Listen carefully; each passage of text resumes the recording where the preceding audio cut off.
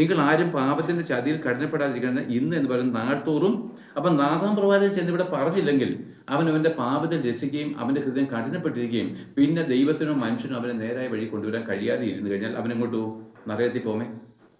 അപ്പൊ ഇതാണ് കൂട്ടായ്മ. നമ്മളൊരു പാപത്തിൽ ഇരിക്കുന്നവനെ പാപത്തെ പറ്റി ബോധം വരുത്തണമെങ്കിൽ തമ്മിൽ എന്താണ് ബുദ്ധി ഉപദേശിക്കണം.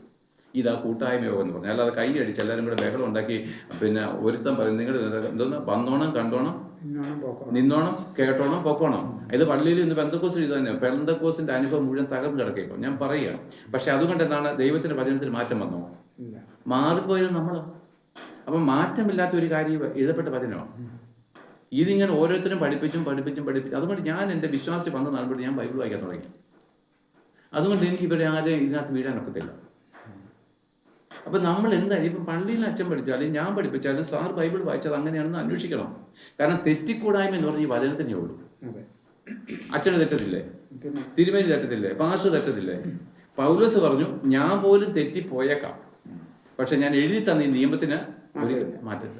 അതുകൊണ്ടാണ് പറഞ്ഞത് ഞാൻ നിങ്ങളോട് അറിയിക്കുന്ന ഈ സുവിശേഷത്തിന് വിരുദ്ധമായിട്ട് ഞങ്ങളാകട്ടെ അല്ലേ സ്വർഗത്തിൽ നിന്നൊരു ദൂതനാകട്ടെ മറ്റൊരു സുവിശേഷം അറിയിച്ചാൽ. അപ്പൊ ഞാൻ എഴുതി തന്ന ഈ വചനത്തിന് വിരുദ്ധമായിട്ട് നാളെ എനിക്ക് ബുദ്ധിപ്രമം തന്നിട്ട് ഞാൻ വേറെ വല്ലതും പറഞ്ഞാലും എടാ പൗലോസ് അച്ഛനാ ഇന്നാൾ ഇത് തന്നത്, അപ്പൊ പൗലോസ് ഇപ്പൊ ഇതാ പറയുന്നത്, നമുക്ക് ഇത് അംഗീകരിക്കാന്ന് പറഞ്ഞാൽ ഞാൻ ശപിക്കപ്പെട്ടവനാ, നിങ്ങളും ശപിക്കപ്പെട്ടവനാ. ഈ എഴുതപ്പെട്ട വചനമല്ലാതെ യാതൊന്നും ന്യായവിധിക്കായിട്ട് ദൈവം എടുത്തിട്ടില്ല.